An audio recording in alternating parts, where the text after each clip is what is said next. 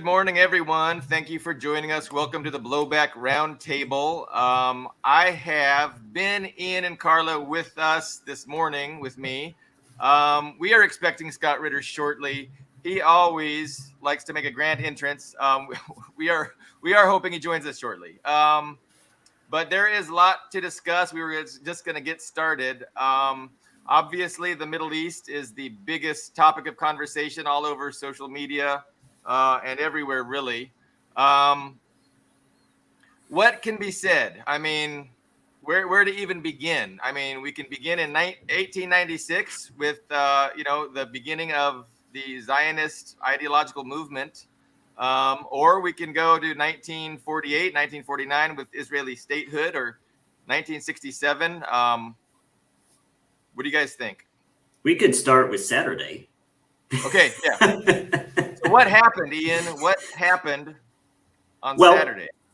So I mean, I'll just share it from my personal perspective. I was at home, I was working on my book, and then Maria, my girlfriend, came up to me and was like, "Oh, something started with Hamas," because I wasn't paying attention. I was writing. Then so she comes in, "Oh, something's going on with Hamas and Israel," and I was like, "Okay." I mean, there's always something going on. Then it's just like I happened to tune into social media later, and I was like, "Oh, wow, yeah, no, this is serious. It's huge." But basically, to wrap it up in something that's digestible, I would say that it started as infiltrations across border security past and into military compounds and neighborhoods. All of their automated security networks just failed or were hacked, depending who you believe. And the IDF and police and everybody was completely unprepared. And even Hamas, AP News today reported, Hamas themselves said they were astonished by how successful this was. They were expecting the IDF to just push them back. They were hoping, for, some hostages and just retreat back to Gaza. They were not expecting to get as far as they did. And they literally said it's a paper tiger. They were just astonished by how quickly the IDF collapsed. So it turned into, I think anyone would agree, it's the single worst military defeat in Israeli history. It's huge. Even if they recover, even if they gain, a strategic win from this, the tactical defeat is huge. It's a huge stain on their military reputation. True. I mean, just to say something about the personal end of it. On Saturday, my wife and I went out so I could have an open MRI on my back, and afterwards, as a reward, we went to one of our favorite delis, called the Parkway Deli, which is in suburban Maryland, and it's a Jewish deli, and so while I was getting the MRI, the open MRI, they have a TV screen on, so that's how I learned about this the invasion or the opening of conflict. So we ended up at the deli, and I wasn't going to engage anyone in conversation about it, but I was listening to other people's conversation at the tables. And they weren't talking about it. It was either not on their radar yet, or there was an avoidance about it, which I found kind of unique. I mean, the tables were close. I could hear a lot of different conversations, but there was no panic or no concern, and it was the holiday, so it was one of the Jewish holidays, so. It was really crowded, and but it wasn't on the radar yet. So my radar was certainly on, but it wasn't part of the conversation. The first pictures I saw, I didn't take seriously because it was these paragliders, like little rinky-dink things and motorcycles, and okay, it's not going to be anything big, and that was way before Ben Gurion International Airport was hit, and you saw all the people leaving. But yeah, it turned very quickly from something funny in the Middle East to something major. I think they've captured more territory than the Ukraine counteroffensive. They did, actually, but in square kilometers they did.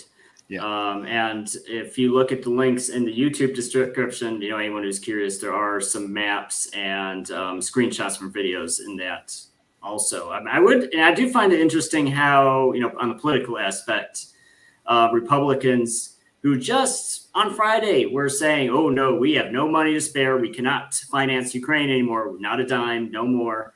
And then just complete 180, just give Israel whatever they ask for. It's just amazing. And I think that kind of shows the even when one party or the other says stop, no more, like the Democrats did in Vietnam or the Republicans are attempting to do with Ukraine, you have some other region like Israel that reaches out to different people across the political spectrum, so that can continue getting more funding. So it's like a no-win situation. It's American voters are always on the losing end of it. There's always another country to fund a war in. Yeah, that's true. We can fund everybody except ourselves. As long as it's war related. It's that's true. One guy took the cake. I don't know this man, but he's I don't know if Democrat or Republican, but he was Senator Josh Hawley, who pronounced that any aid that is to be sent to Ukraine has to be redirected to Israel. So I think he's going to be on Mirotvorets soon enough. He's a Republican. Republican, of course. Yeah. Yes. I mean, a lot of these opinions. You've probably seen everybody's favorite Lindsey Graham, who was in Kiev saying we have this counteroffensive prepared. It's going to smash Russia. That was not so long ago, 3 or 4 months ago. And now he wants to basically bombard Iran's, oil and gas infrastructure. That was live on television. A lot of these people came out. Nikki Haley, or I don't know her Indian name, Nimatra or something like that. Seen that one? Yes. Yeah, wipe them out. Let's wipe them out. Wipe them out. My God. Yeah, big talk.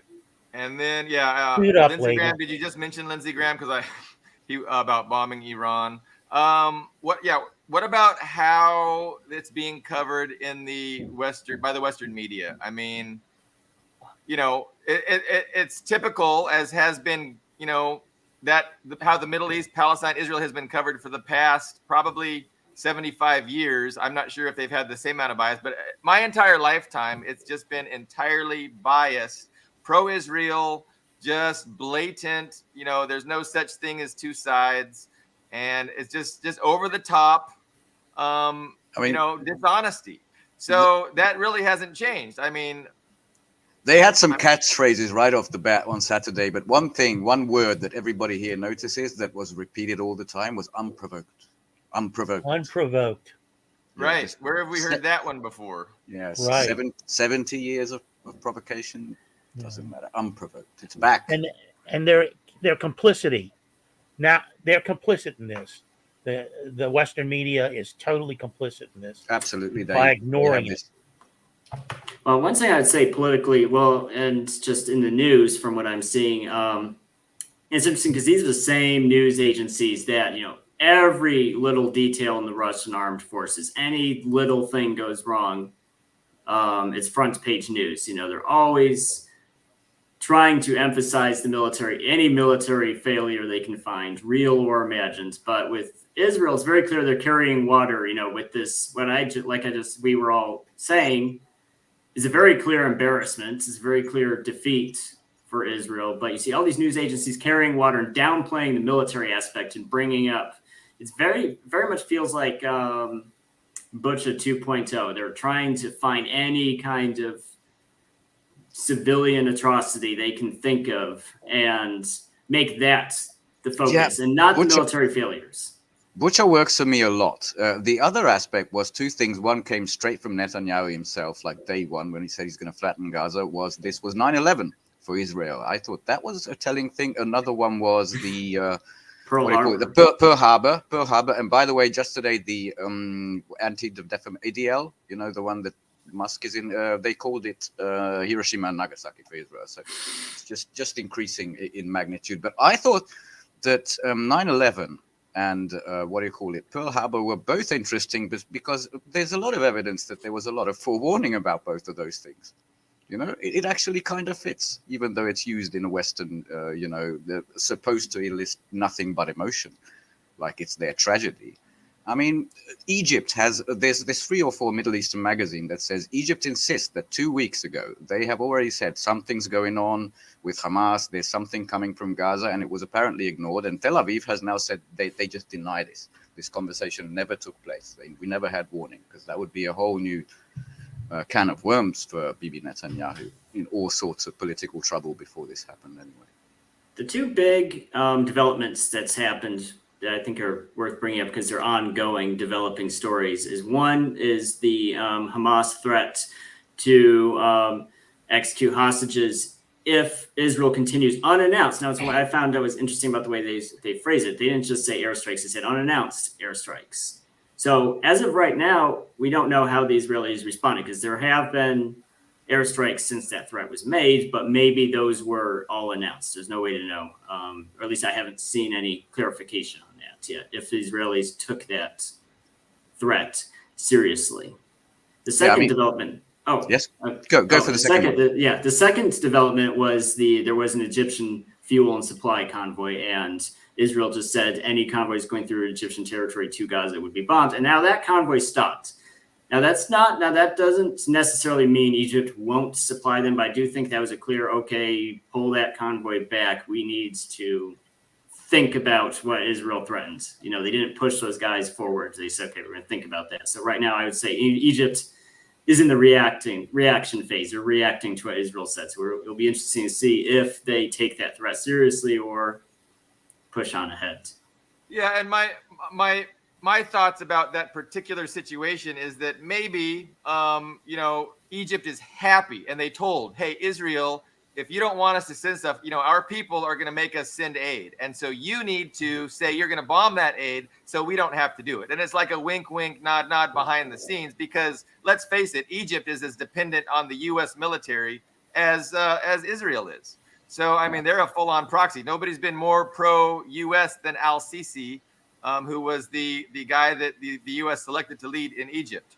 But I hope I'm wrong. I hope they have some backbone and some sovereignty and are able to act independently.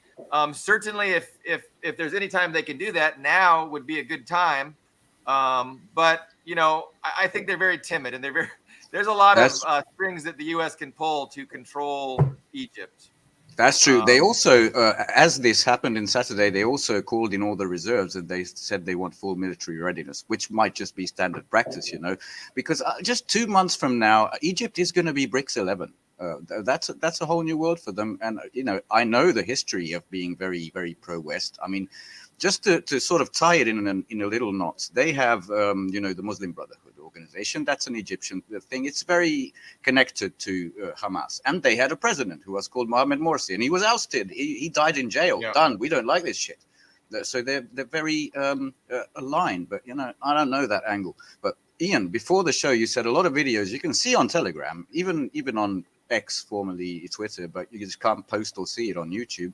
I wanted to say that those executions of prisoners, unfortunately, they have. I've seen some. There's just too many horrible videos I've seen in the last 2 days. But I don't know if those airstrikes were announced or not. I've seen the videos post the airstrikes, but unfortunately, I've seen some executions too. There were executions unrelated to that threat, like early on before there was infiltrations had even ended. I don't know if any of those were carrying out the threat itself. Did you happen to see any confirmation of that? Not the best translator in the world when it comes to the language, so I'm not sure of the. Yes, you're right. I don't know the perfect context, but they were just hostages tied up. I think what Israel will do is sort of like what they're famous for, like the rescue at Entebbe, is pinpointing where the hostages are first, and trying different methods to extricate the hostages. And once they feel they've done as good a job on that as they can, then they'll go in full force. Yeah, then it's flattening. I think they will show some caution initially. That's just my now, guess. as far as now this is a guess on my part as well, because we have no idea exactly what the Israeli game plan is going to be. But there has been a very consistent trend with the IDF, and I would say actually globally as well, to rely less on those extractions. Sending in small teams of special forces. Oh, and here it is with us. Yes. Sorry, guys. I apologize for that. All good. Welcome to the show. We're glad to see you.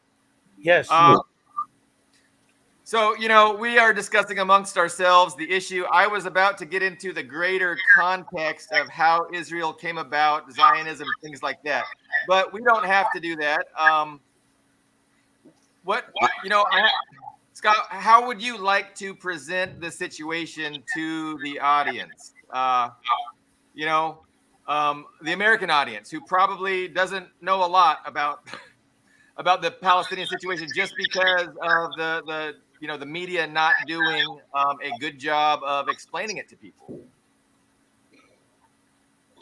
So Maybe I can help. We've read your wonderful piece on Consortium News about the intelligence failure, but a lot of people haven't. So maybe you can start with how this started, but specifically Saturday. How did this happen? Maybe that's a good start point. Well, I think first of all we have to reflect on what happened on Saturday. It was a massive attack by Hamas on Israel. I mean, it's unprecedented, the scope and scale of the attack that took place, and the Israeli Defense Forces were not prepared for it. Israel was taken by surprise. This is one of the greatest intelligence failures in modern history. And in Israeli history, it's the greatest intelligence failure since an intelligence failure that took place literally 50 years to the date, in 1973, the Yom Kippur War, when the Israeli Defense Forces were once again caught sleeping when Egyptian forces stormed across the Suez Canal and Syrian forces, advanced on the Golan Heights. They were taken by surprise then. They were taken by surprise again. There's that old saying, fool me once, shame on me. Fool me twice. Well, of course, George W. Bush butchered it. He butchered that. Yeah, but shame on you. There was literally no excuse for this. Look, Hamas has been around for some time now. When I traveled to Israel extensively in the 1990s, working in a very intimate fashion with Israeli intelligence on the Iraqi weapons of mass destruction problem, I can tell you that almost every visit that I made, there was a Hamas-related terrorist attack. My very first visit, literally right down the road from where I stayed, Hamas terrorist on October 19th, I believe, blew up a bus on Dizengoff Street, killing 22 people. It's a big deal. When I went back in November, they blew up another bus in Ramat Gan. When I went back in July, they blew up another bus near Jerusalem. I mean, this was Hamas trying to stop the Oslo peace process, which Yitzhak Rabin had signed into effect in September of 1995. He was, of course, assassinated in November of 1995 by a right-wing Israeli fanatic who believed that some rabbi had said because Rabin had betrayed Israel and Jewish faith that he could be killed. But my point is the Hamas issue has been there forever. I remember being taken by my Israeli hosts to a museum. It was a museum only for the IDF. It was actually used to train intelligence officers on both Hezbollah and Hamas. But they had the uniforms, they had the weapons, they had the tactics, they had the pamphlets, they had everything laid out. They knew the enemy. And so, and an important thing in 1973 was the defeat of what they called the conception. Or conceptualization. They asked themselves, how did we, get it so wrong? And the answer is, well, from an intelligence standpoint, they didn't really. From a collection standpoint, they actually collected all the intelligence you needed to say the Egyptians are not only going to attack, but attack on this day at this point. They had all that information. The day the attack took place, Golda Meir is receiving special briefing from the King of Jordan, in which he said, you're going to be attacked by the Egyptians on this day at this place. What happened, though, is that the Israeli defense leadership had bought into what they call the conception, which is it just didn't make any sense for Egypt do this. It made no sense for them to do it. Yes, they had these capabilities and everything, but there was no reason why Egypt would do this because they knew what our response would be. They knew how we would hurt them, etc. So no, we dismiss all this. It isn't going to happen. In the aftermath, there's a commission, and I'll butcher the name of the commission, the Agronaut Commission, I think it's called, put together by a justice of the Israeli court. They talked about the conception. They said, this whole approach to analysis was fundamentally flawed. And what happened is they created a position within the Israeli intelligence service called Doubting Thomas, a senior colonel who became the most hated person in Israeli intelligence. I met the guy who was in that post when I was there. His job was to be the contrarian. Before any assessment, analysis, anything made its way up to decision makers, it had to go through him personally. And his job was to look through and challenge every single assertion that was made. If somebody said this, he said, how did you do that? If somebody said, this is a data, he said, check it again, find me something different. And he'd send it back all marked up. And they'd have to go in and you couldn't say no, because the way the system was built is this was the safeguard. This was the guy that was going to make sure that no stone was left unturned when putting forward an assessment to his authorities, the Doubting Thomas, they called him. And again, I said, he's the most hated man in intelligence. Everybody went up there. He was highly respected. But everybody I talked to kept saying, he's an asshole because he just threw everything back, made you do your job. Well, the Doubting Thomas position was done away with on the eve of 9/11 when the Israelis decided that they no longer wanted to be prisoner to this. They had a guy named Amos Gilad who was promoted in as the head of the research division of Haman, the Israeli intelligence, and he felt that this Doubting Thomas position was constraining, was limiting the intelligence assessments. He wanted to be freer to think more broadly. What he was really doing is responding to pressure by the United States, because the Israelis, working with the United Nations, had come to the conclusion that Iraq didn't have any weapons of mass destruction programs worthy of a military intervention. And that was the last conclusion that the CIA and the United States wanted. So they came in and said, A, stop cooperating with Ritter. B, fire Doubting Thomas. And C, buy into everything we're telling you. And they said, and D, we'll give you a lot of money. And the Israelis went, bingo, we're there. Amos Gilad came in, changed the whole system. Israel flip-flopped on its assessments regarding weapons of mass destruction, suddenly articulated that Saddam had these, was pursuing these, was a threat. If you remember Benjamin Netanyahu infamously testifying before the U.S. Congress prior to the war saying, we know that Iraq is reconstituted its nuclear weapon. Every word he said was a lie, but it didn't matter because Amos Gilad's new Israeli intelligence service had changed its analytical parameters and were producing lies. The truth was no longer valuable. Amos Gilad stayed in this position he was promoted to something called the Military Political Bureau, which is like the most powerful bureaucratic institution in the Israeli defense system. And he ran it. Nothing happened that didn't go through him. And he transformed the entire system. He had that job from 2002 until 2017, I believe. That's a long time. And his tenure destroyed the credibility of Israeli intelligence. They became very good at collecting information, but very bad at giving honest assessments. Every assessment became politicized. This is where we get the Israeli take on the Iranian nuclear program, where every Israeli technical person saying, we're not so sure they're pursuing this nuclear weapons thing, but it suddenly was turned into, yes, and they do things like fabricate intelligence. Instead of doing the honest thing and saying, we don't have anything, they said, well, let's fabricate. And they fabricate things, this famous or infamous laptop they inserted through the Mujahideen al-Qaeda into the IAEA to get inspections in, create the perception of Iranian duplicity. This was all done by the Israelis. They weren't honest at all. And so this is the environment that the intelligence service is going in. It's also taking place at a time when the Israeli military had become increasingly casualty averse. They don't like to die. Now, nobody likes to die. Nobody wants to die. But I'll just tell you, as a Marine, if I pointed to a hill and said, hey, guys, we got to take that hill, we'll all die taking that hill because that's our job. That's what we signed up to do. And, we'll, of course, do it with, we'll probably be clever with our tactics and everything, but there is no retreat. There's no backing up. There's no I don't want to do this in the Marine Corps. In the Israeli Defense Force, especially in the modern Israeli society, they don't want to die. They enjoy life too much.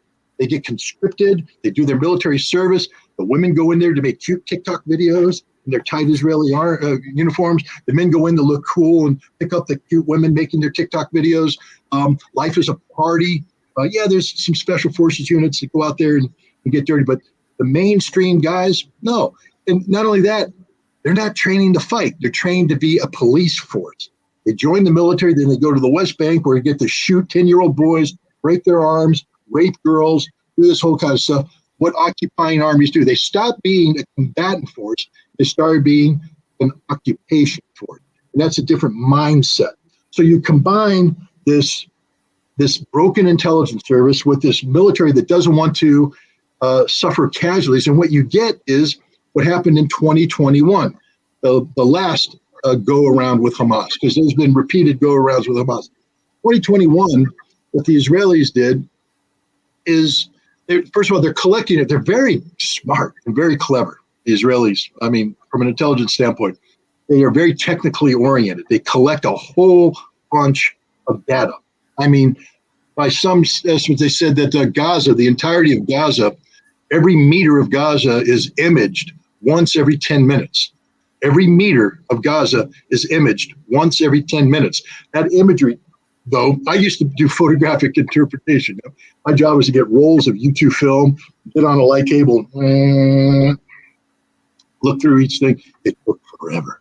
But I'll say this, when I found something, I would circle it, blow it up, we'd look at it more. It took time, but we got it right. But to do this with all the imagery they're taking, you have to have an army of photo interpreters, which they don't have.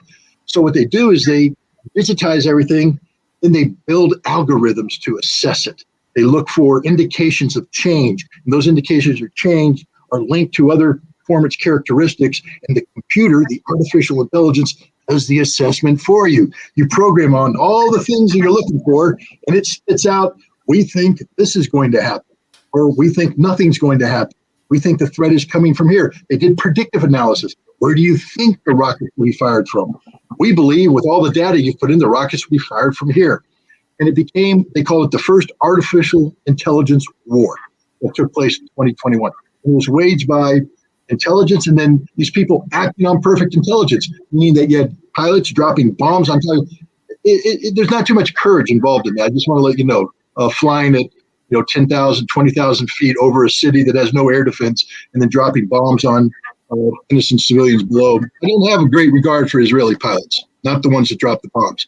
Nor do I have regard for their artillery officers or their artillerymen who fire artillery rounds, again, using this target generated from the stuff into Gaza. But they did this. I also don't have any regard for the average Israeli soldier, because like I said, not only aren't they soldiers anymore, they're an occupying force, they're not very good at fighting. We saw that in 2006 when they went up against Hezbollah in the 44-day war or 33-day war that they fought there. Hezbollah kicked the snot out of them.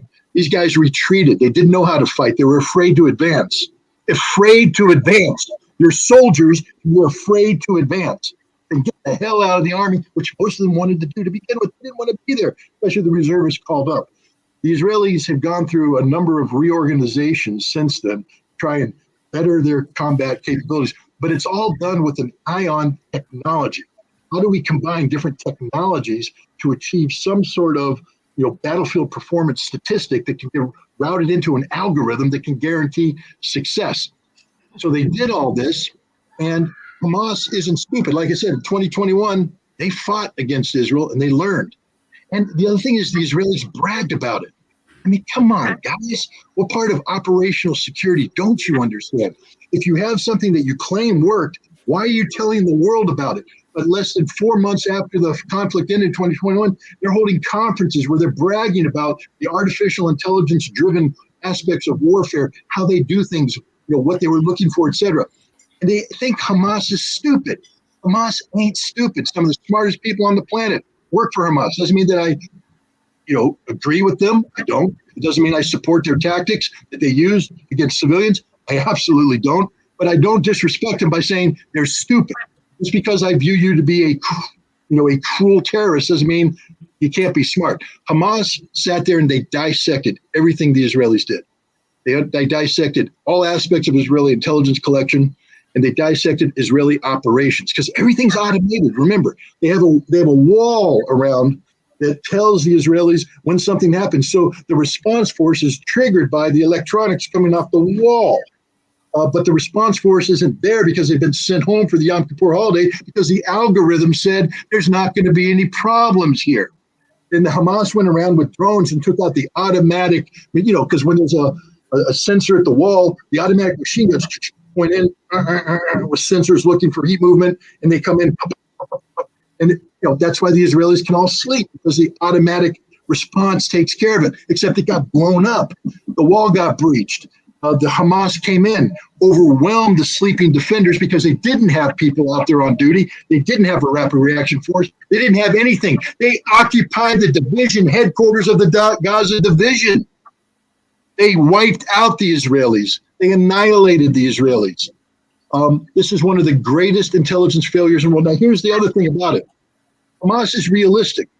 I mean, you don't have to be a rocket scientist to know that if you sortie out with 1,000 guys against a military that, as we saw, not only has hundreds of thousands on active duty, but can mobilize 360,000, that eventually you're going to get outnumbered, which means eventually you're going to have to fall back on your positions. They're also smart enough to listen to what the Israelis say.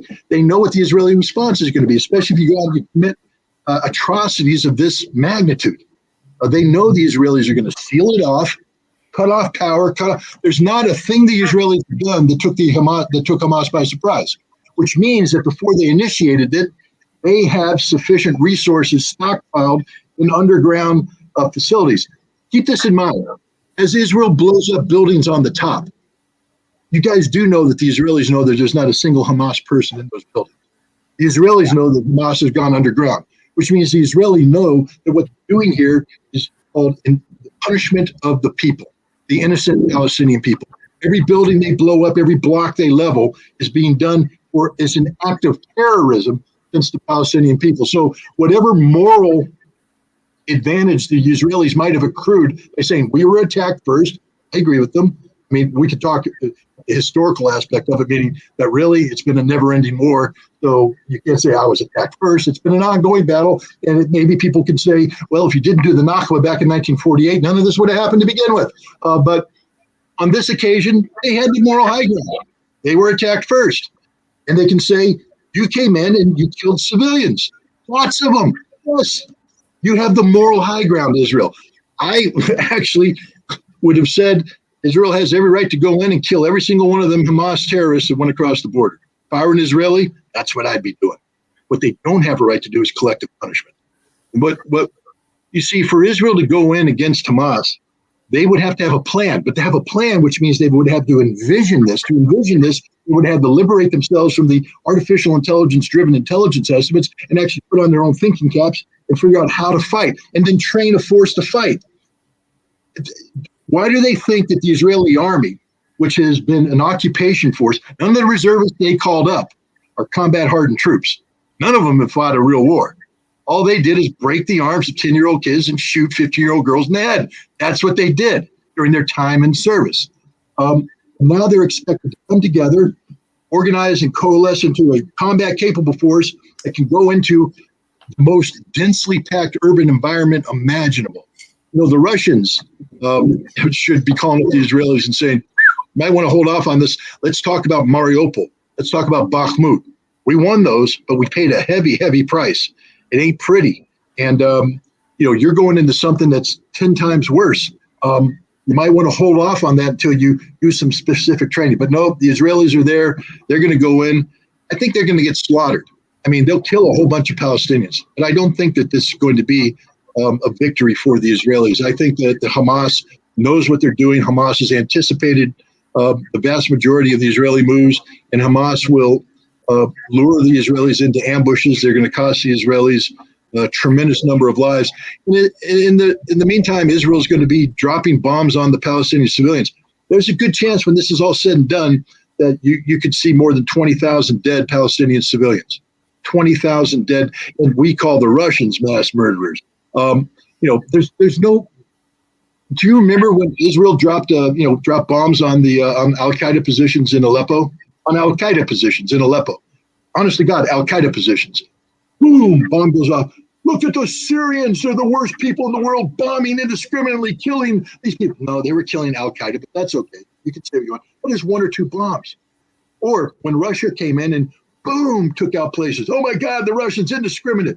Really?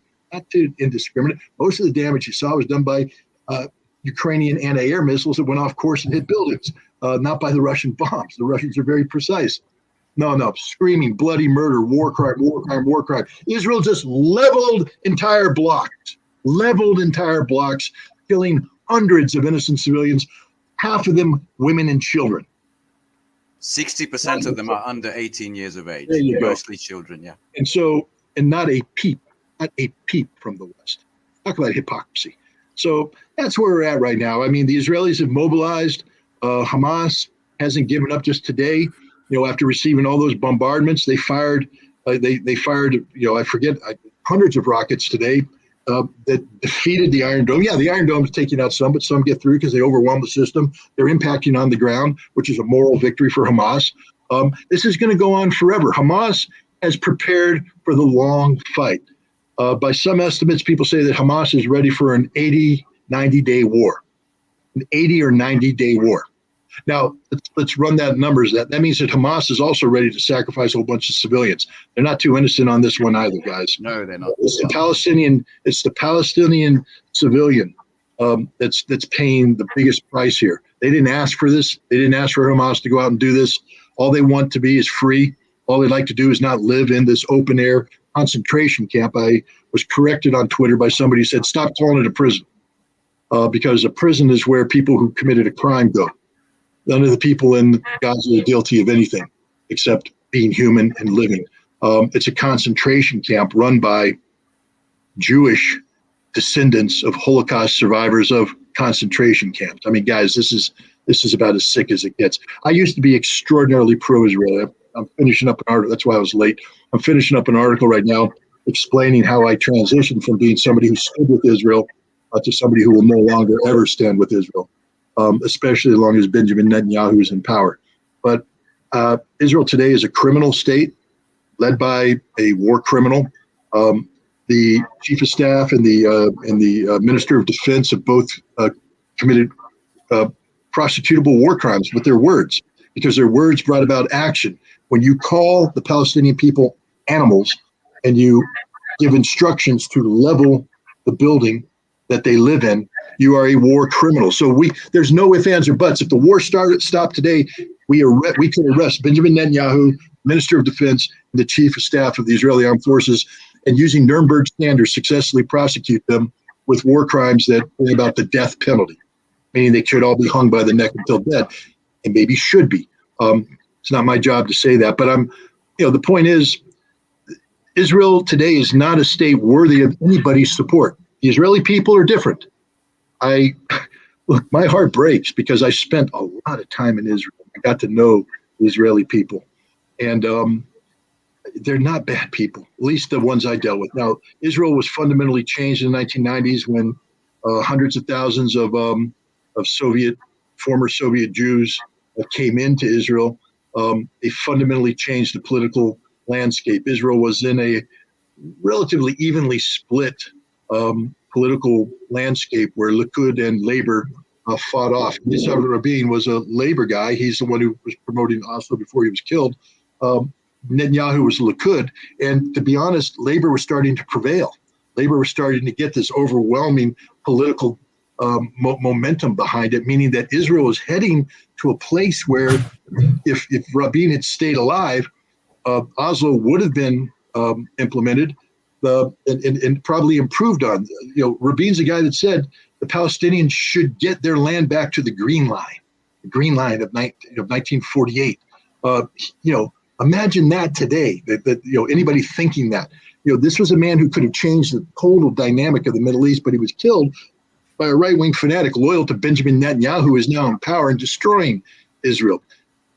So there's a lot of Israelis today that, while I wish no harm on anybody, they fall into the same category as Hamas, as far as I'm concerned.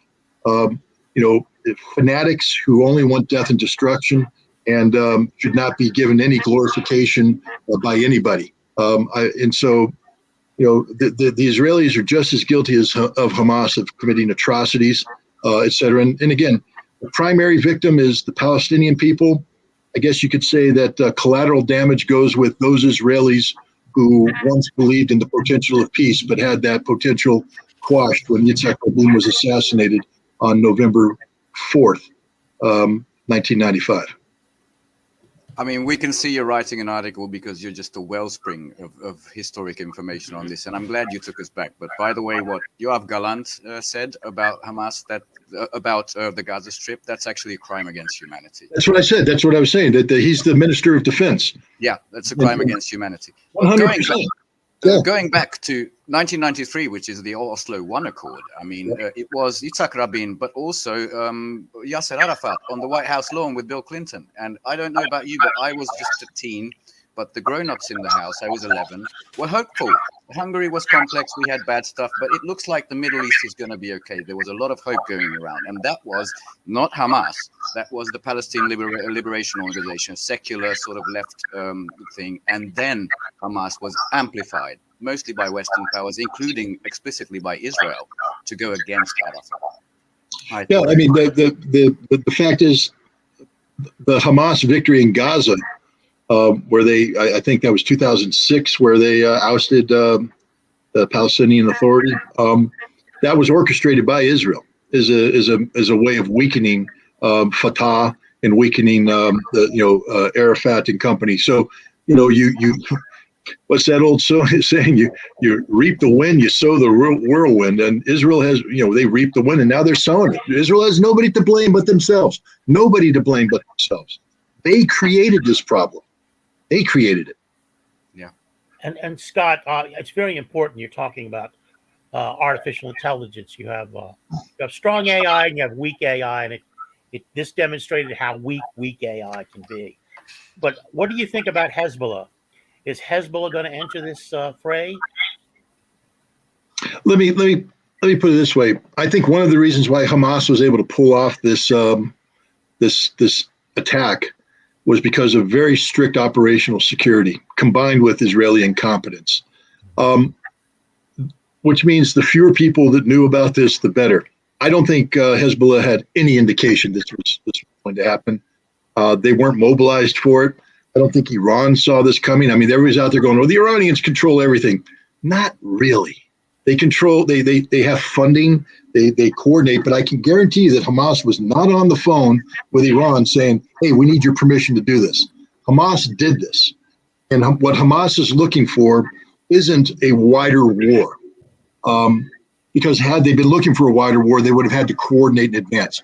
What Hamas is looking for is a 2006 type victory against Israel. 2006 was when Hezbollah began that conflict with Israel in northern on the Lebanon border. And remember, Israel, outraged.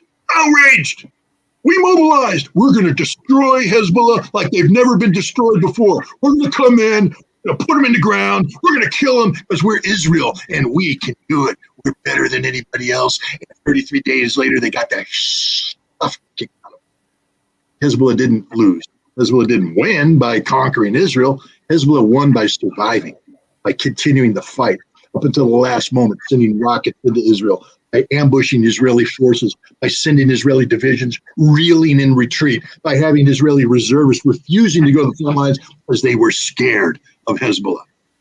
That's the Hezbollah victory, and look how Hezbollah has suddenly rebounded from that and become what it is today. Hamas, I believe, is looking for 2006-like victory. Hamas just needs to ride this thing out and let Israel beat itself. Let Israel, again, this war criminal-like rhetoric is just digging a grave for Israel. It's digging a grave for it in terms of heightened expectations. Everybody's expecting a grand victory. I mean, Hamas will never exist after this. Never exist after this. That's what Israel's saying. How can you say that, Israel, when you couldn't imagine a Hamas attack? And now you're telling me that you can imagine you defeating Hamas in an urban warfare landscape? You haven't imagined this. You're just making it up as you go along. And that's the reality. I think the other thing that's going to happen is that the international community right now has rallied around Israel because of the horrific imagery that you get of dead civilians. And at some point in time, that imagery is going to be replaced by the overwhelming imagery of dead Palestinian civilians as the numbers rise up. I think there's the real potential for tens of thousands of Palestinians to lose their lives here, because if Israel continues to bomb the way they are right now, these people have nowhere to go. And then the disease is going to come in. They put a blockade on. And at some point in time, cholera is going to hit, typhus is going to hit. You're going to have epidemics that sweep through. It's going to be medieval in terms of what's happening. Meanwhile, Hamas doesn't quit, doesn't surrender, continues to fire missiles. I mean, if we're still doing this 40 days from now, I bet you Hamas is still firing missiles against Israel 40 days from now. Meanwhile, Merkava tanks will be burning in the streets. Israeli kids will be lying dead in the streets. Images of dead Israeli hostages. They have all these cute TikTok girls. Sorry, guys, I just have to pick on them because they wear uniforms and they're soldiers and they behave in the most unprofessional manner. I saw some of those videos. You're completely correct. They're good-looking girls. I have to tell you, when I first went to Israel in 1995, I went to this imagery intelligence unit, and they were putting out the evening guard. So they had basically everybody up there standing inspection. About 80% of the girls, of the soldiers there were girls, and they all wear those extraordinarily tight uniforms, and they're all 18, 19, 20-year-old girl, and they're all carrying Uzis. And so I reported back to my gunnery sergeant. I said, "Hey, Gunny, you wouldn't believe what's happening here. I got a plaza full of Israeli girls wearing skin-tight uniforms carrying Uzis." And he said, "So you died and went to heaven." I mean, that was the idea. But the point is, I'm not knocking their professionalism. I'm just saying that, you look like the way you present yourself. And if you dress up like a TikTok star, then that's what you end up looking like. You don't look like a soldier. But Hamas has captured a whole bunch of these girls, and I'm terrified for them. Because I don't know if they're going to survive this. Yeah, I don't think they will. And this is a trap. Call me sexist, but I'm one of these guys that believes that if you're a man and you join the military, whatever fate befalls you, because that's what you signed up for. But if you signed up and you think that your military service is defined by sitting in an office doing TikTok videos, you didn't sign up for that. You didn't sign up for frontline combat service. You didn't sign up to be taken hostage by Hamas. And I really feel bad. And I know I'm going to get eviscerated by all the feminists out there, but hey, pound sand. If you think you can perform combat duties better than I can, you're welcome to try it. Until then, all you do is degrade the combat efficiency of the unit that I'm involved in. If you're not killing the enemy as efficiently as I am, if you're causing more casualties because of the inefficiency of your operations, I don't want you as my comrade in arms. There are jobs you can do, but being on the front line ain't one of them. And that's just my personal feeling about it. I'm the father of 2 daughters, and I don't want a glass ceiling for any of them. I want them to be able to do anything and everything they want, except go to war as a frontline combatant, because that's a different job. Just like I wouldn't want them to play in the NFL, because they can't.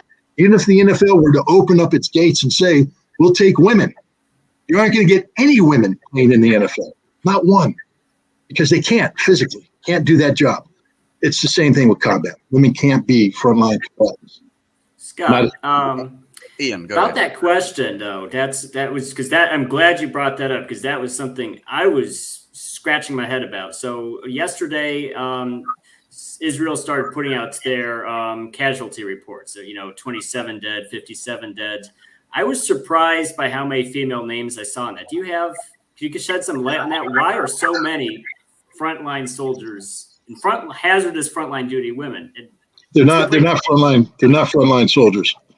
The Israelis have become so complacent that each one of these guard posts outside of an exit, the strong point, they have women in administrative capacities, women whose job is to answer phones, to file paperwork, to type, to do this kind of stuff.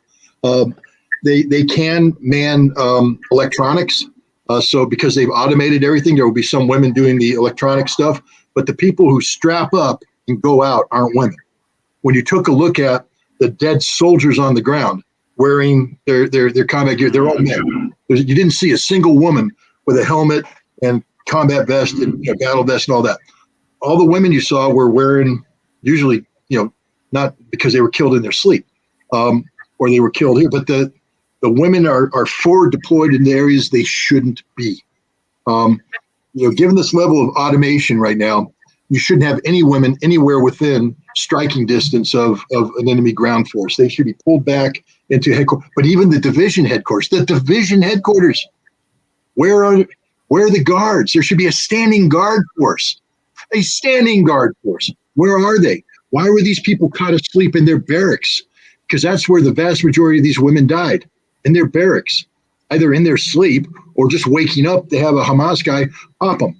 Now, the thing that's going to come out, and I don't want to get too far ahead of myself because this is you're going to see, though, that the vast majority of female casualties were accidental. Because Hamas, and Israeli television started to report on this. Hamas made a point, especially in the settlements, of saying, we don't kill women and children. We don't kill women and children. And you're getting more and more reports about how Hamas actually captured as many women and children as they could. They released some. I mean, my wife and I were watching one story where Anderson Cooper was interviewing this girl who talked about how the guy next to her was killed.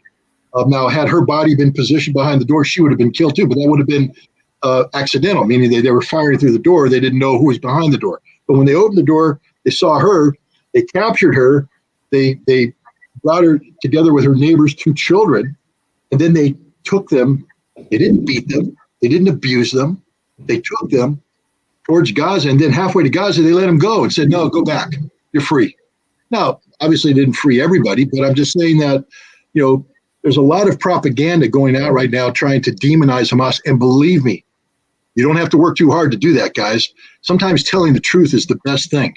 Just tell the truth about what happened. And you're not going to have to convince anybody out here that what happened to those party goers at the little rave that they had out there, that was murder, mass murder. Shouldn't have happened.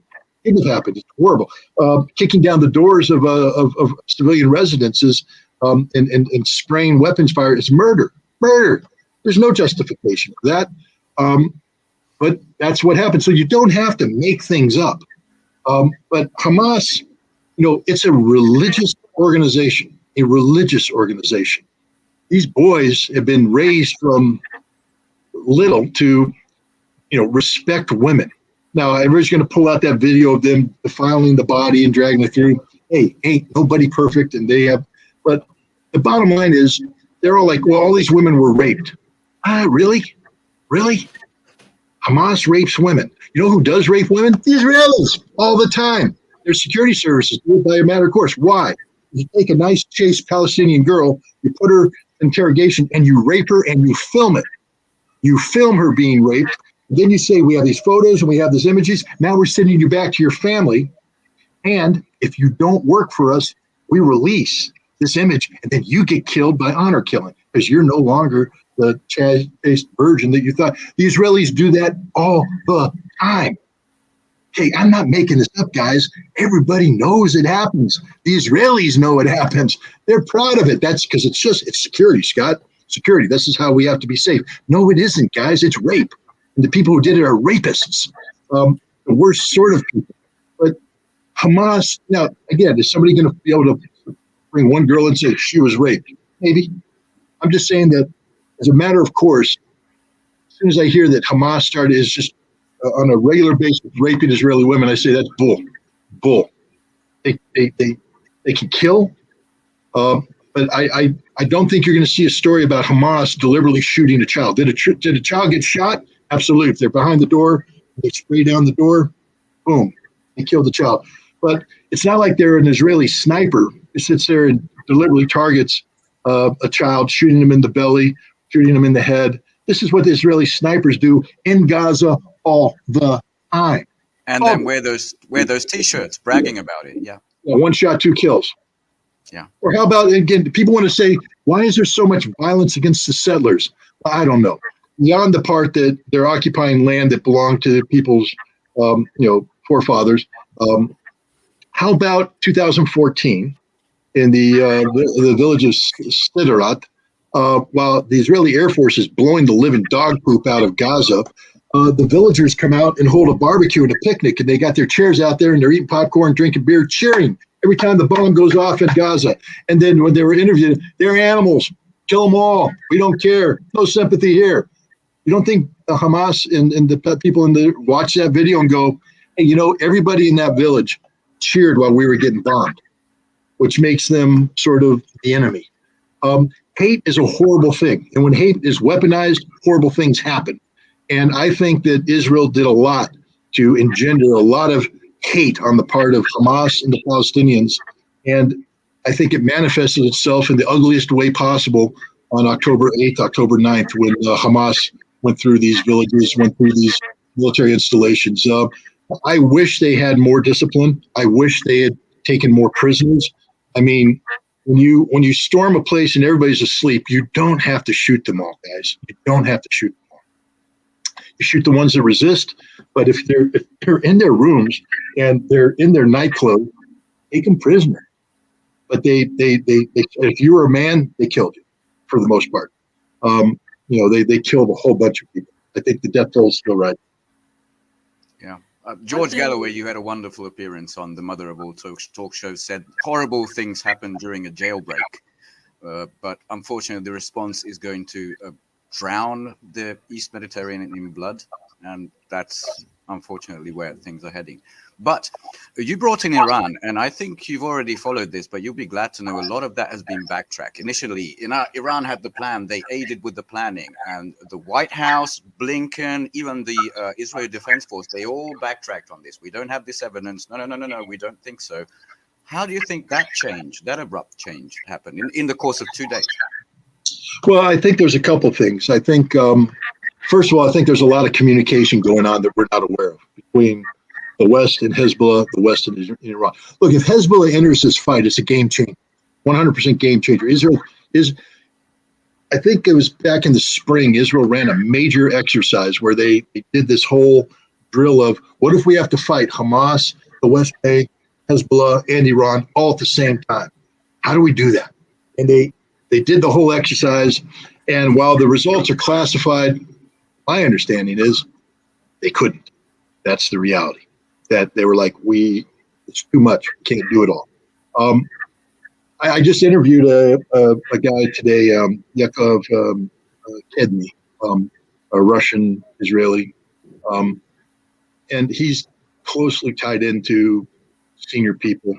And he made some frightening statements, such as if Iran gets involved in this, Israel will just make Iran, unable to sustain life.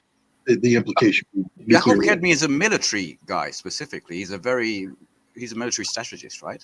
Yeah, but he's also somebody who, was a Russian Jew who immigrated to Israel, took over the agency that brought Jews out of Russia to Israel.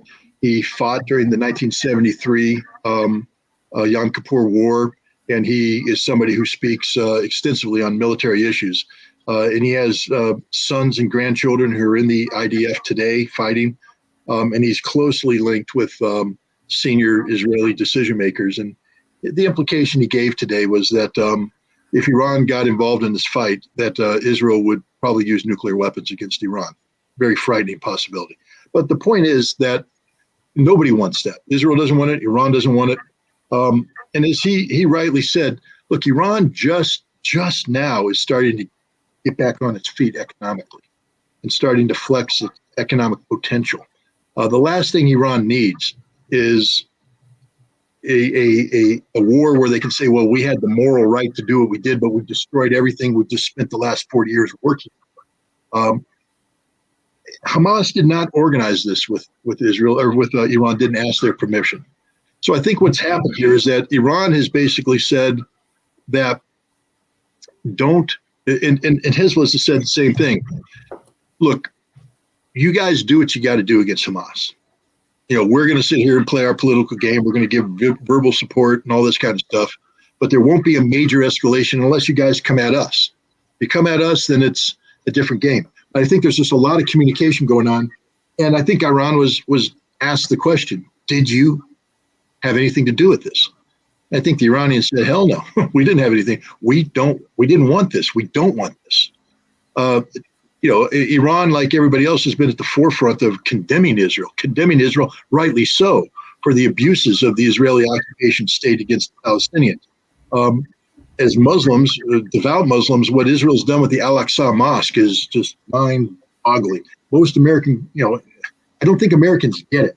The third holiest place in. One of the, it's the Mecca, Medina, Al-Aqsa. Okay, it's there, guys. I think, isn't this where Muhammad ascended to the heavens? So this is a big deal, this place, and Israel is defiling it, abusing women who are worshiping there, abusing men, beating up. This is like, how would Catholics feel if, in the Vatican, a bunch of, Muslims started rampaging through there and beating up priests and pushing people out and having rave parties. Muslims don't have rave parties, but, doing whatever they do. And that's a horrible thing. I'm going to get in trouble for that. Misbehaving inside the Vatican, underneath the Sistine Chapel. The Christian world would go insane, frothing at the mouth, demanding vengeance. Every American Christian channel would be full of preachers, we must murder, we must slaughter, we must do this. They're doing that already about Israel. But I'm just saying that it's that kind of thing, guys. What the Jews in Israel, because it's a Jewish state, these are Jewish soldiers, are doing Muslims at the Al-Aqsa Mosque is unforgivable. And it enrages the Muslim world. It enrages Iran. It enrages Hezbollah. But they're not starting a war for this. Look, Lebanon's going through extraordinarily difficult times right now, economically.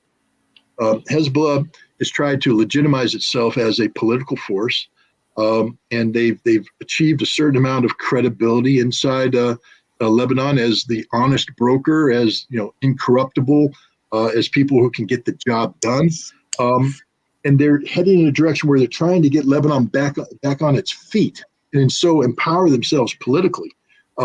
Because even though it's a militant organization, it's a political organization now, and they're looking for a political future. And that political future includes learning to peacefully live with Israel. Unlike Hamas, Hezbollah doesn't believe in they want the destruction of Israel, but it's not part of their charter. All Hezbollah wants is to get the Israelis out of their Shabbat farms and now the Golan Heights.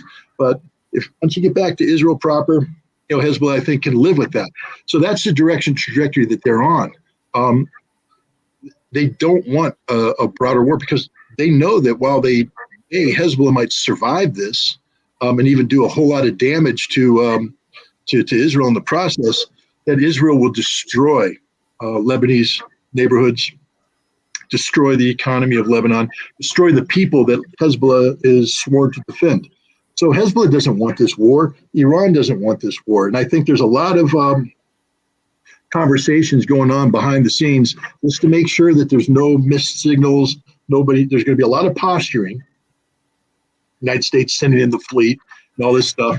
But I think there's a lot of conversation going on behind the scenes saying, hey, let's let this thing play out, and then we'll try and contain it, but we don't want this thing to blow up into a broader conflict. Yeah, and I think let's hope it stays contained. Say again? Let's hope it stays contained, yeah. Yeah, well, I think it will, because I don't think Israel wants a broader war. Plus, I think Israel's going to run into, I keep hearing here they're going to go in. Well, they haven't gone in yet. I think one of the reasons why they haven't gone in yet is that they don't know what to do. They don't have a plan. They have a concept, but it's not a plan. The plan has to be executed by troops that have trained to do this. So I'm hoping that a lot of Israeli commanders are saying, I'm out. We got my boys here and girls now, because you give me some girls too. And I got to take them out. We actually have to rehearse this thing. We're going to need to actually get back to the basics and train specifically for this operation. Because if you send us in now, we don't know what we're doing, and we're going to die. We're going to go in, and Hamas is waiting for us. They prepared for this. They thought this thing through. They have a plan. We don't have a plan. So I think the Israeli commanders are saying, Now watch what's going to happen. As soon as the show ends, Israel's going to go straight in Gaza and all this stuff. But my point is, from a military standpoint, they're not ready for this fight. They haven't trained for the urban conflict, not on the scope and scale they're getting ready to get involved in. And I think they understand that if they go into Gaza, it does create the potential for an expanded conflict. Because all it takes is Islamic Jihad in Lebanon, who already did a provocative move, for Islamic Jihad to do something even more provocative that provokes an Israeli overreaction that kills a whole bunch of Hezbollah, not just the 4 that they killed yesterday, but a whole bunch. Then Hezbollah has to respond hard. And next thing you know, it spins out of control, bam, and we have a general war. So I think there's a lot of political rhetoric going on, but I hope in Israel that there's some military commanders that are realistic who are saying, look, Gaza's not going anywhere anytime soon. Let's take our time. Let's do this right. Plus, the fact of the matter is, these are military professionals who don't necessarily want to be painted with the brush of being a war criminal. Right now there's legitimacy in what they do, but those pilots, there's no excuse. Those pilots should all quit before they drop another bomb. There's no excuse for what they're doing right now. It's just mass murder. I had other questions, but I don't want to monopolize your time. I don't know how much time you have, so I wanted to let the others. He promised us 6 hours, actually, Ben. So we have. Yes. Scott, Bob's a liar. thank you for your time, Scott. I was going to ask you just about the solution, to this intractable problem that has gone on for 75 years. One state solution, a 2-state solution. And what are your thoughts on Zionism in general? Like, why do we have a state that isn't a state for all of its citizens? Why is it just a state for only the Jewish people who are its citizens? Is that in itself a problem? So I don't want to get you in too much trouble, but what are your thoughts on that? Well, let me put it this way. When I was in Israel, I had long conversations about Zionism, about Herzog, about the conceptualization of a Jewish state before World War II, before Balfour,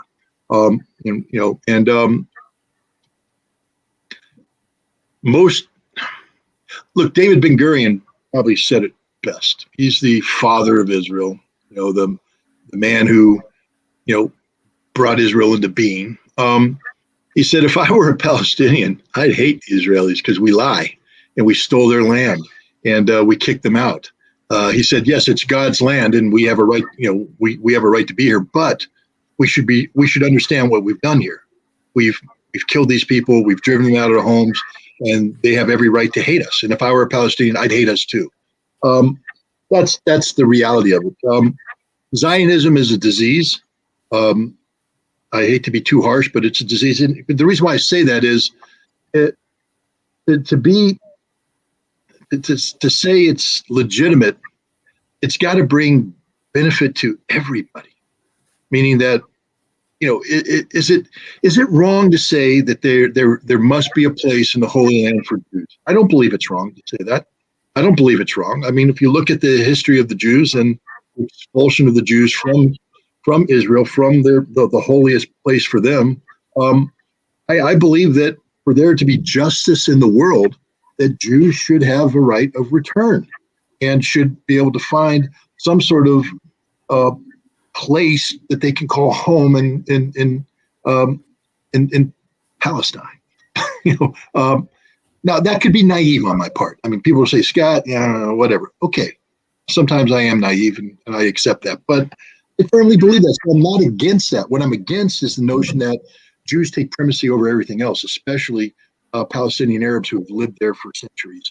No, you don't get to come in and say, because I had relatives who lived here 2,000 years ago, I get to come in and kick you out that you had relatives living there a couple hundred years. Because frankly, for of the two people, the one who's been living there, who actually, was raised on that, they win. Not the Polish Jew who comes in because some Zionist organization convinced him that was the right thing to do. So I think Zionism is a disease because it's a cancer on Palestine. It infects the region. It brings nothing but harm to those who embrace it. And so I'm against Zionism. at the end of the Second World War, the creation of Israel. Look, we can choose to read Exodus and buy into that history, or we can choose to Exodus being Leon Uris's book about the formation of Israel novel, or we can read the Palestinian history of the Nakba and understand what happened there too. The fact of the matter is, again, we come back to Ben Gurion and other people who wrote the history of that. What the Israelis did to the Palestinians in 1948 is a war crime, is a crime against humanity. They shouldn't be rewarded for it. If the Israeli state had to be born from the suffering of so many Palestinians, then maybe the Israeli state shouldn't have been born to begin with. But it was. So we have to deal with that reality. Yeah. And so I'm somebody who, look, I wasn't born a pro-Palestinian activist. And to be honest, I'm not a pro-Palestinian activist. And the reason why I say that is I don't know enough about it. I'm studying it, but I'm late to the party. And when I entered the party, I actually was pro-Israeli. By working with the Israelis in the aftermath of Desert Storm, I'm just being dead honest. I bought into the Israeli, the Yitzhak Rabin vision of Israel. And that's the vision. I have taken the stance I've taken today, not because I suddenly woke up one day and say, Yasser Arafat's a good guy. He's not. He never was a good guy. Maybe young he had an ideal, but he turned into this corrupted individual with a Palestinian authority that was corrupt. The whole concept of Palestinian statehood was not pure. And it was being used by Jordanians, by Egyptians, by Saudis, by Syrians. Do people understand that the King of Jordan launched a genocidal attack against Palestinians in 1972 that led to the Black September movement? The Black September wasn't about Palestinians going against Israel. Black September was about Palestinians going against the King of Jordan. So the fact is, the whole Palestinian cause is not pure in my mind. I don't sit there and go, I believe in the Palestinian cause. I don't. But what I condemn, what I'm against more than anything is Benjamin Netanyahu. Benjamin Netanyahu is the personification of evil. And he's been that way from the very inception. I first learned of Benjamin Netanyahu in 1982 when a Marine captain jumped on a tank in Beirut, pulled his pistol, and told the Israeli colonel that in order to get the three tanks through Marines' line, they'd have to go over his dead body. But before he died, he pumped one right through the lieutenant colonel's head. Because that's what Marines do. And the Israelis walked away. But the State Department called the charge d'affaires in to complain about this. Benjamin Netanyahu was the name of the charge d'affaires. And he immediately started spreading rumors about the Marine captain, saying, my understanding is that he had alcohol in his breath. Hey, that's a Marine officer on duty. Alcohol? I don't think so. But that's the kind of scumbag Benjamin Netanyahu is. He's been a scumbag ever since. He's a man who got Yitzhak Rabin killed. He's the guy that led a precision of people with a coffin with Yitzhak Rabin's name on it.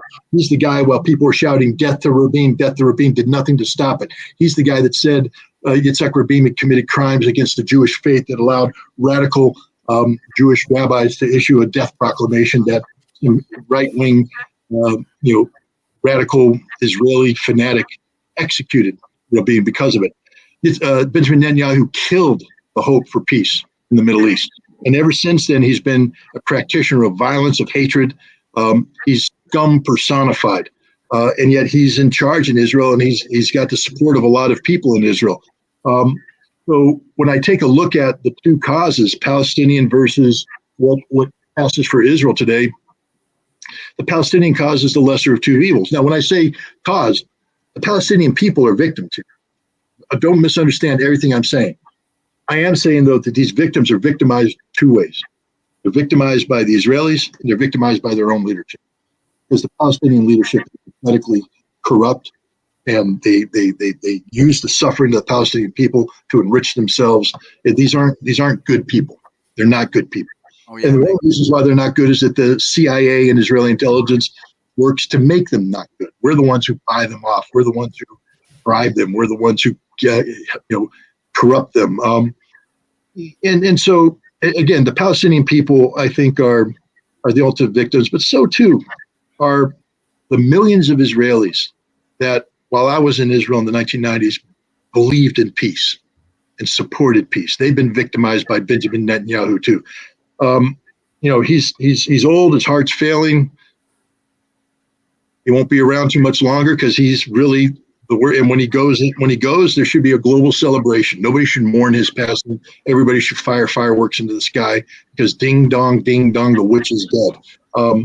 But until then, he's there. He's in charge, and he's responsible for mass murder. I hope that the legacy of what's happening to Hamas right now, not Hamas, but happening to the Palestinians in Gaza, is that Benjamin Netanyahu's final chapter will be war criminal, and that the world recognizes him for the evil that he is.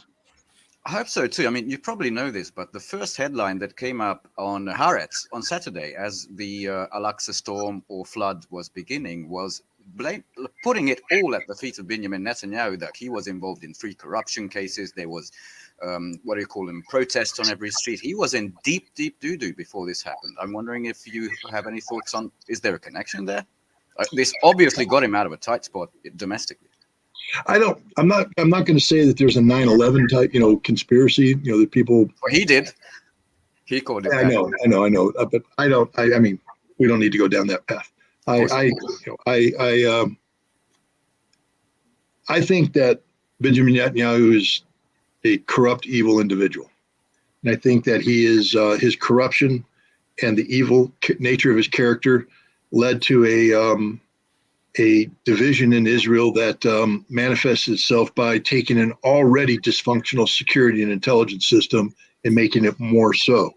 When you have thousands of Israeli reservists saying publicly, "We won't serve," and you have to understand that mindset permeates throughout the military, meaning that people that should be focused on their security job are instead focused on politics. Could you imagine what would go on in the minds of your average military officer who took an oath to uphold and defend the Constitution of the United States if January 6th had manifested itself in the overthrow of Congress, the suspension of the Supreme Court, and Donald Trump saying, "I'm dictator"?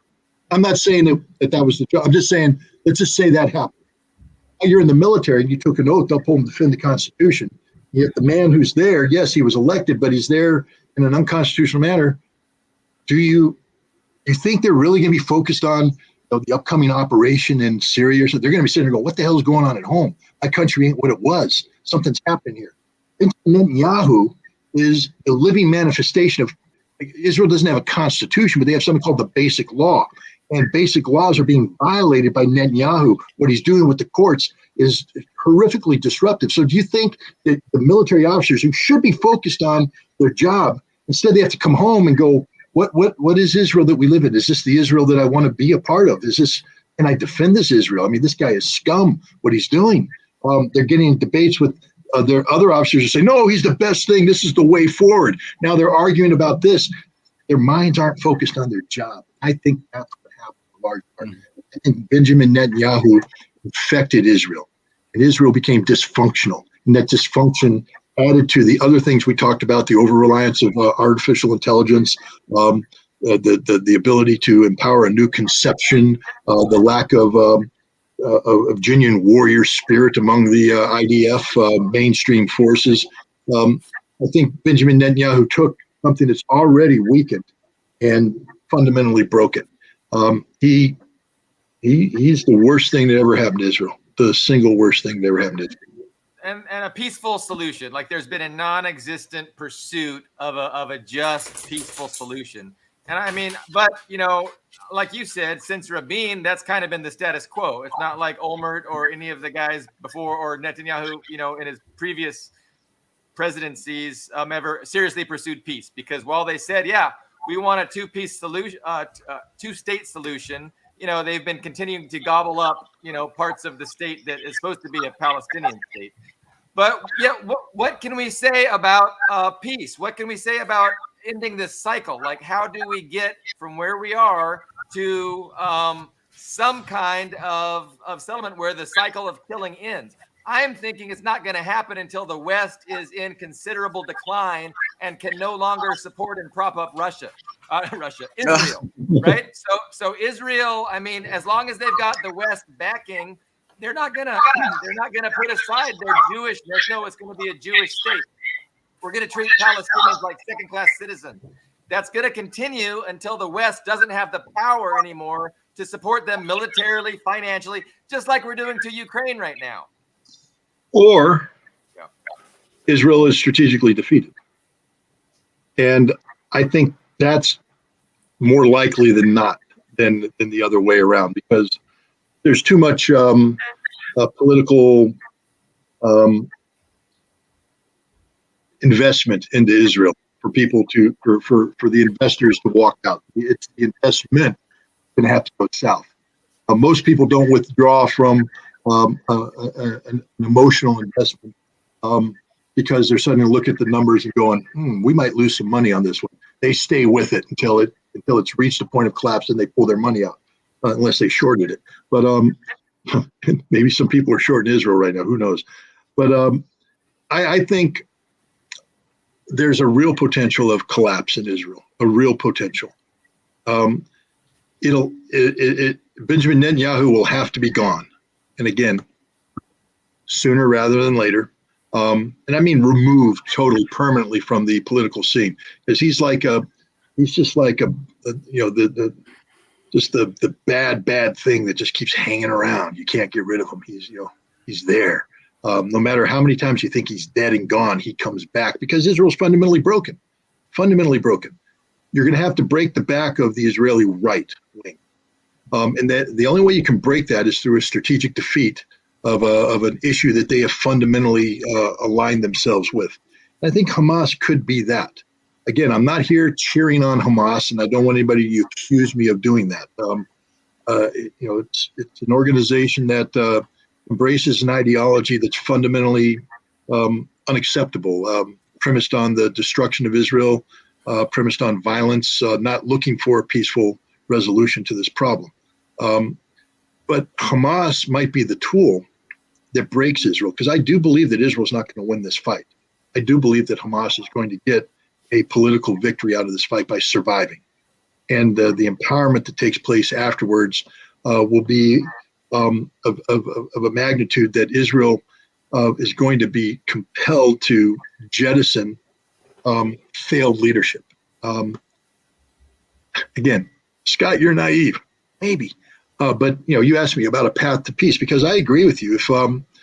If Israel continues to survive as a functional, even a dysfunctional state with a relative level of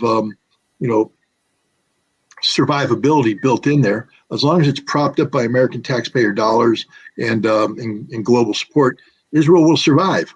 The solution can only be found when Israel's only path towards survival is in a compromised political solution with the Palestinians on what the future looks like, whether it's a single state, whether it's a two-state solution. I don't know. That's a decision that the Palestinians and the Israelis get to make together. But right now, Israel's taken a position that there won't be. It's just Israel, only Israel. And they just want the Palestinians to go away. That's unsustainable. That's unsupportable. I can never support that. People ask me, why don't you stand with Israel? Because of that. I stood with Israel when Yitzhak Rabin was the guy saying, I'm trying to find a solution for peace. Okay, I can stand with that Israel. I can't stand with this Israel. I won't stand with this Israel. I'm not standing with Hamas, but I won't stand with Israel. And I am rooting against Israel right now. I'm rooting for the strategic defeat of Israel, because that's the quickest path to peace. The same thing I say about Ukraine. I don't want harm and suffering to the Ukrainian people. That's the last thing I want. Unless, of course, you're affiliated with Azov, Aidar, Kraken, or any one of these neo-Nazi groups, then the hell with you, die. But anybody else, no. But the quickest path towards ending your suffering is the strategic defeat of Ukraine. So as somebody who wants peace, it's peace through a decisive Russian victory. If you want peace in Israel right now, it's going to have to be a decisive Hamas victory. As tough as that is to swallow, that's the only way to break Israel at this point in time. And Israel needs to be broken, must be broken. Yeah, it just can't be the last 40 years where they get away with impunity with all sorts of crimes. They expand, they take land, and then they say, oh, but here's an agreement that obviously Palestine can't accept. And then they say, look, they're not willing to deal. It's not our fault. They've been doing this over and over again. I was wondering, unless someone else has a question, if you want to transition to the fascinating economic side of things, because I really enjoyed when you talked about the G20, you know, when Modi had this thing about an Arab Israeli European corridor that basically bypasses, you know, the Suez Canal. It's going to be more expensive. Well, that seems dead now because it required Saudi Arabia to make good with Israel, and they said they abandoned it. So the whole region, the oil heartland of the world, would be involved if this expands. You know, the shekel has lost tremendous amount of value. The US is in enormous amount of debt. The SPD, the Strategic Petroleum Reserve, is on record low, like 30-year low. Like all of this combined. Do you have a view on the economic prospects underpinnings of this conflict? Well, I mean, let's go to Benjamin Netanyahu's presentation at the General Assembly in the United Nations. If you remember, a couple of years ago, he famously brought out a map in a red pen, and it showed the atomic bomb. The Iranian atomic bomb is the greatest threat in the world. But what's amazing about that is nothing's changed to get him to change his calculations. I mean, there is no JCPOA. Iran's enriching uranium at a higher degree, 60% now, than they ever have. So one would think he'd be up there with a bomb saying, "They're here now. They're here. It's going to blow up. We're all going to die." Didn't do that. What he said is, yeah, it was a Looney Tunes bomb, right? With a round one with a fuse, like the cartoon bomb. Yes. I think I remember. Yeah. say again, I got my dogs acting up right now. Hey, Maverick, I was just saying it's a Looney Tunes bomb, one of those cartoon round bombs with a fuse, right? I think I remember that. Yeah. Sorry, guys. It's beyond my control. The FedEx just showed up at the door, and I can't control that. Okay, they're gone, so the barking should subside. Thank you, audience, for having tolerance for Maverick's bad behavior. Okay, guys, they're gone. So the map that Benjamin Netanyahu put out, he talked about stuff magically arriving in Dubai, and then magically going through the United Arab Emirates, up through Saudi Arabia, through Jordan, and into Haifa, port of Haifa, Israel, then all the way across into Greece. The interesting thing about that map that he talked about, not only does it require, this magical repair of relations between Saudi Arabia and Israel, which, to be honest, they were moving in that direction. They were moving in that direction. I don't think they ever would have gotten it because the fundamental problem was the Palestinian issue, and Israel was just being stupid. I mean, you can't expect Saudi Arabia to normalize relations with a nation that's abusing Muslim worshippers at the Al-Aqsa Mosque. I mean, that alone is a killer. But now it's dead. But it was dead before it even started. Why? The purpose of that was not just to help the dollar and help the shekel and all that. It was the counter China. The Belts and Roads Initiative. Them Chinese, them sneaky Chinese, they've been running around the last decade spending $7 to $10 trillion with a T to develop the world's infrastructure. Shame on those Chinamen. Why are they doing that? Why are they doing that? That's our job. We can't let the Chinamen do that. We got to do it. So we're going to hold this festival here in the G20, and we're going to come out with this whole bunch of people. I mean, they had everybody there. The Saudis, the United Arab Emirates, they had France, they had Spain, they had the EU, they were all there, big party. And they said, we're making this thing happen. India, Middle East Economic Corridor. And it's going against the Chinese because them are sneaky Chinamen. We got to beat them. Well, guess what? Okay, so you come out of Mumbai.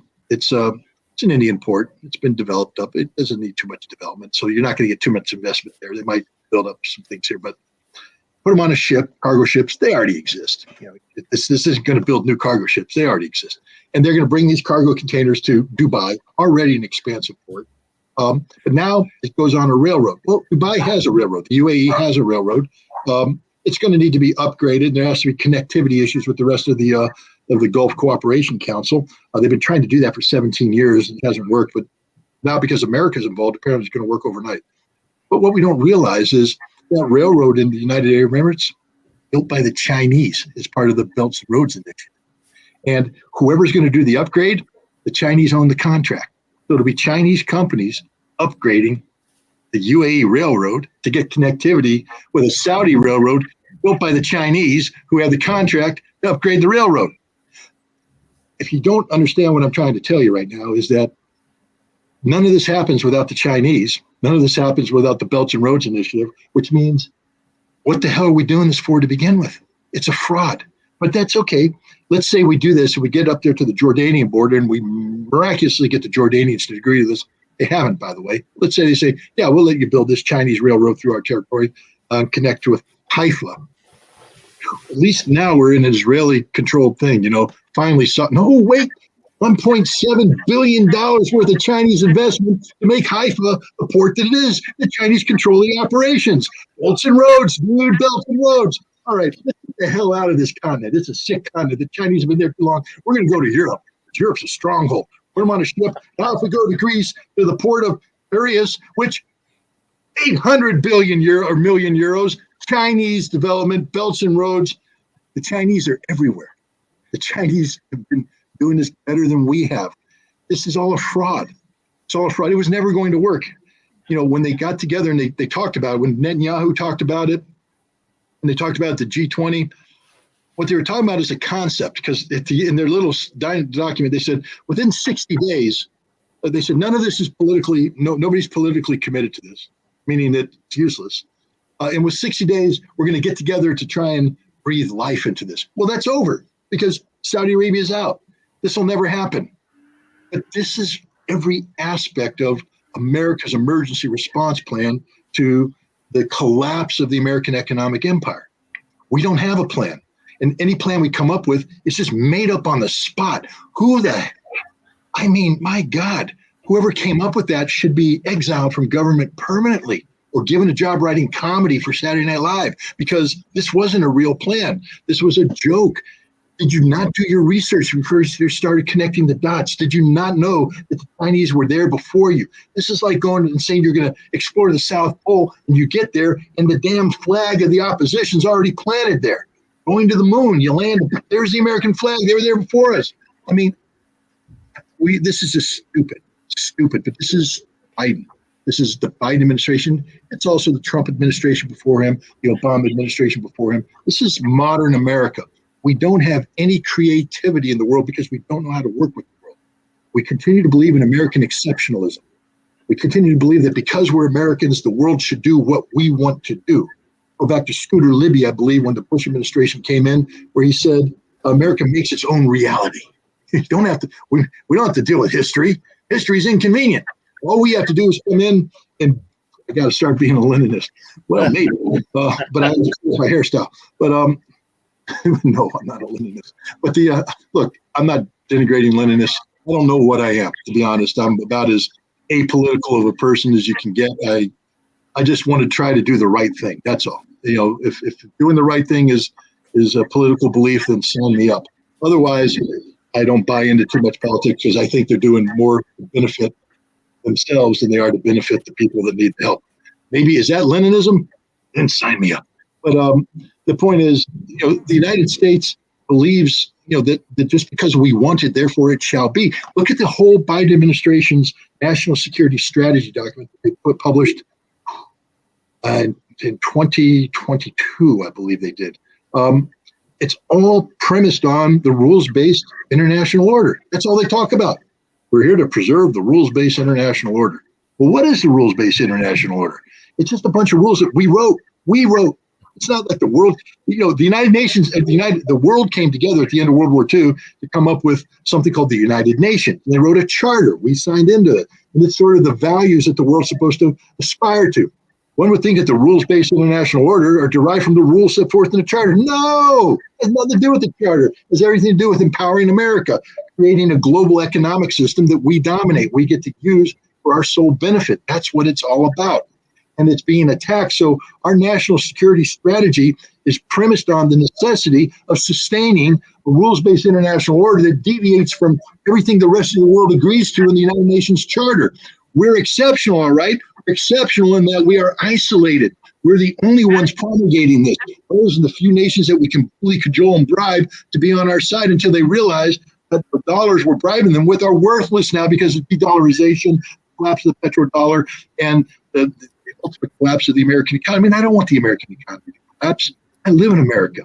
Okay, I have savings, not much, but I have savings that I plan. I'm 62.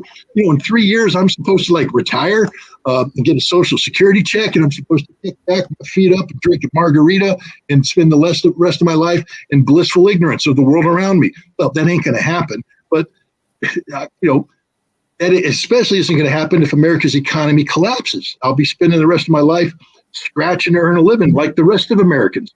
We don't want the American economy collapse. But that's the direction we're heading because of our really bad leadership. And the leadership is really bad because it's bought into this false premise of an American exceptionalism that says that a rules-based international order is what the world needs. The world wants multipolarity. They don't want American singularity. America can be part of that multipolar solution, and the sooner we join it, the better off we shall be. As long as we insist that we're large and in charge, that the world has to revolve around us, it's a one-way path to economic hell.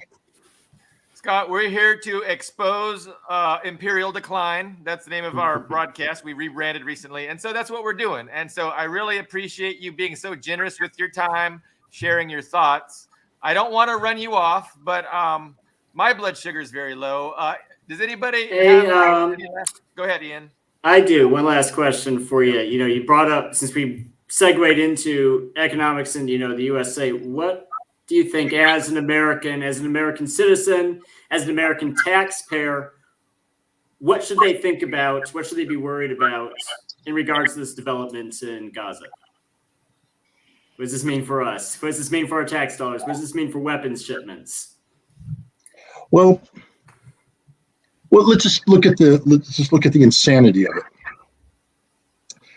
The Biden administration, without really asking the American people, bought off on this $100 billion war with Ukraine. We said it was the most important thing in the world. I mean, it was. I mean, come on, guys, you've been watching TV. I mean, it's existential in nature, man. Those Russians, those bastards, are out there beating up the most peaceful democratic people in the world, the Ukrainians. And they've been calling them ugly names, and we got to rally around them. American democracy depends upon it. Depends upon freedom is at stake. Freedom is at stake. Freedom. Mel Gibson could come up there and just paint his face blue and scream it. People believe it. But then all of a sudden, literally overnight, erase Ukraine. It doesn't exist. We're diverting everything to Israel. What's that tell you about the reality of Ukraine? It was never, ever the existential issue that it was. We were lied to and deceived the entire time. Lied to and deceived, which doesn't mean just Ukraine, but NATO, everything we talked about that was leading up to this. Russia's role in the world, gone instantaneously. The most important thing in the world is Israel. And we just had a long conversation where I'm trying to convince the listeners or anybody who, because I'm pretty sure that your audience that's tuned in probably aligned with you somewhat. So I'm not convincing them anything. They're probably going, yeah. But hopefully some people will watch this who aren't, politically aligned with the philosophies here.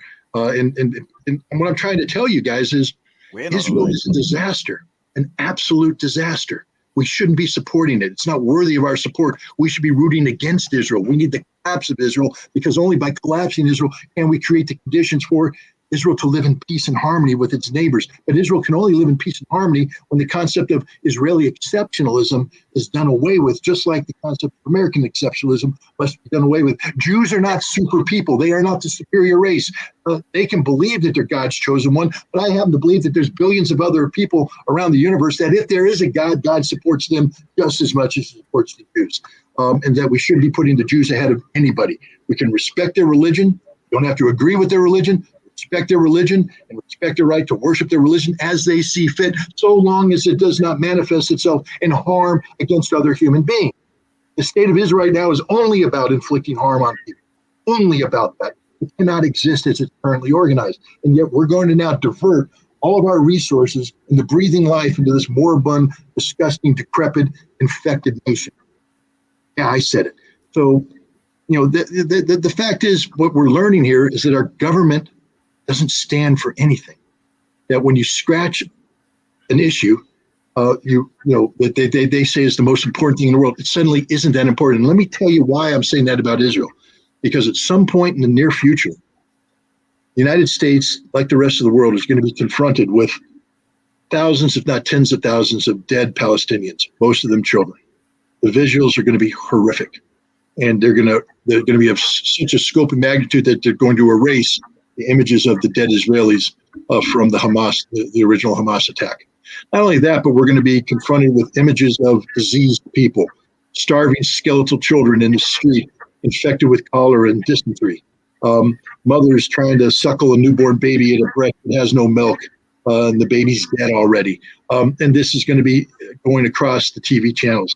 And Israel's still going to be bombing and blowing up buildings and killing people, and Hamas is still going to be resisting. And suddenly the world's going to say enough is enough. This is done. You have to stop. And the pressure will be put on Israel to stop. Now, let me just tell you right now, if we can put pressure on Israel to stop at that point, we can put pressure on Israel to stop right now. Not another person needs to die. A real leader in America would pick up the phone and tell Benjamin Netanyahu, stand down. You don't get to do this. No. Stop. But then you have a diplomatic solution. But we don't have real leadership and all this stuff. But what's going to happen then is we're going to realize that everything being told right now where we have to do all this diversion to save Israel because it's existential, we'll find out it meant nothing. It means nothing. The only thing that means anything, and this is the God's honest truth, is the political ambition of each individual politician. The only thing that matters is their ability to get reelected. And they will lie, they will cheat, they will steal, they will deceive their respective constituents to try and intimidate them into continuing to vote for them, when the reality is everybody out there who has been voted in should be voted out. I mean, that's the bottom line. There should be a way for all of us to get together and say, if you're in Congress, you don't ever get voted in again. You have failed. You're part of a collective failure. I mean, come on, look at Congress right now. Pathetic. All of them have to go. If you've been elected president, if you've ever served as president, we never vote for you again. If you've ever run for office, we don't vote for you. Only new people get to come in, new people with new ideas. Now, that's naive again. Yes, on that one, I agree. I'm quite naive. But the point is, if we don't do that, if we don't have that kind of urge, all we do is we find out that the entire system is controlled by liars who deceive people through manipulation of the mainstream media to get them to buy into a narrative that's designed not to save the world, make the world safer, but to empower themselves to sustain their ability to stay in power. And that's the reality of what's going on. As you take a look at this, none of this needs to happen. None of this has to happen. All of it can be stopped, but none of it will be stopped, because to stop it means you actually have people who care about humanity. None of our politicians care about humanity. They only care about perpetuating their continued hold on power. Scott, we're trying to end on a positive note. Would you please stop injecting reality into He was there, Reverend Scott. He was preaching, and then it went a little dark. But for someone who proclaimed to be late to the learning, you know a lot more than us, and that's all I can say to the audience as well. Just don't stop learning, I guess. Knowledge is power, baby. Knowledge is power. So thanks for being generous with your time, Scott. I'm going to end the stream. My blood sugar is so low right now, but thank you very much, and we hope to have you back at some point. Thank you. Well, thank you. No, it's always a pleasure to come on here, and I know I'll get eviscerated for the things I say here, but what the heck, I'm not running for office, so it doesn't matter. What a Thank you very much, Scott. We'll see you next time. Thank you, everybody. Thanks, Scott. Thanks. Thanks. Mm-hmm.